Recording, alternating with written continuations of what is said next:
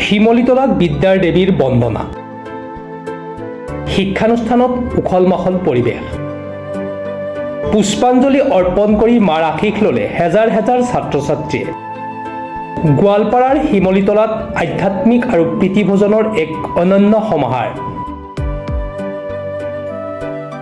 বিদ্যাৰ অধিষ্ঠাত্ৰী দেৱী মা সৰস্বতীৰ বন্দনাৰে আজি মুখৰিত হৈ পৰিছে সমগ্ৰ ৰাজ্যৰ লগতে গোৱালপাৰা জিলাৰ শিমলীতলা অঞ্চল।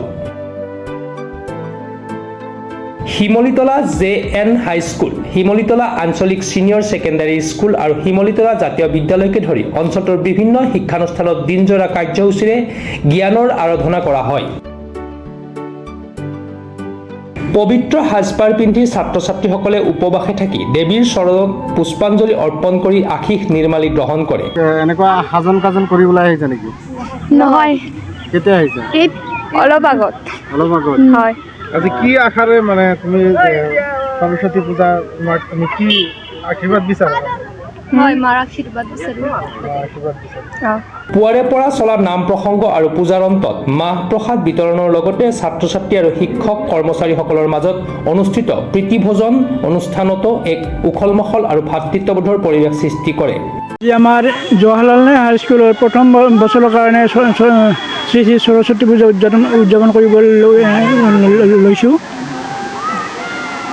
মানে ইমান দিন হ'ল আমি এই হাইস্কুলত সৰস্বতী পূজা উদযাপন কৰা নাছিলোঁ, কিন্তু ল'ৰা ছোৱালীবিলাকৰ তাগিদাত এইবাৰ মহা উদ্যমেৰে আমি সৰস্বতী পূজা উদযাপন কৰিবলৈ লৈছোঁ, য'ত ছাত্ৰ ছাত্ৰীসকলৰ মানসিক উৎকৰ্ষ সাধন হ'ব বুলি আমি আশা কৰিছোঁ আৰু আগলৈ আৰু প্ৰতি বছৰে আমি এই পূজা উদযাপন কৰি থাকিম বুলি মনস্থ কৰিছোঁ। হাইস্কুলৰ সমূহ ছাত্ৰ ছাত্ৰী শিক্ষক শিক্ষয়িত্ৰী তথা আমাৰ যি বিদ্যালয় পৰিচালনা কমিটি আছে, এই গোটেই কমিটিৰ সহযোগত আমি এই পূজাখন অন্য বছৰৰ দৰে এইবেলিও সৰস্বতী পূজাখন আমি আৰম্ভ কৰিছোঁ। ৰাতিপুৱাৰ পৰাই আমাৰ ইতিমধ্যে আমাৰ পুৰোহিতে পূজা পাঠ চলাই আছে।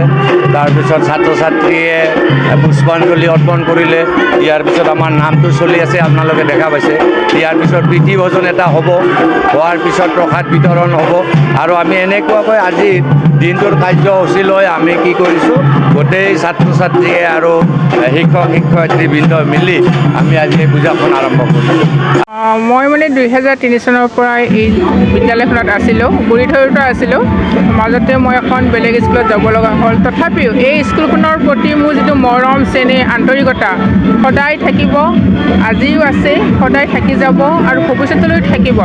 মই আজি আহি নিজকে উৎফুল্লিত হৈ পৰিছোঁ। স্কুলখনৰ অৱস্থা আগত মানে যেনেকুৱা আছিলে, যেনেকৈ আমাৰ এই গাঁৱলীয়া অঞ্চলৰ স্কুল, কিন্তু এতিয়া বহুতখিনি ডেভেলপ হৈছে, ল'ৰা ছোৱালী দেখিবলৈ পাইছোঁ। আৰু মা সৰস্বতীৰ ওচৰত আশীষ বিচাৰিছোঁ, এই ল'ৰা ছোৱালীখিনি যেন মানে বিদ্যাত আগবাঢ়ি যায় আৰু দিনক দিনে উন্নতি হৈ যায়। বাঘমাৰা চৰৰ পৰা Nurjamal Hussain report, Pratah time digital.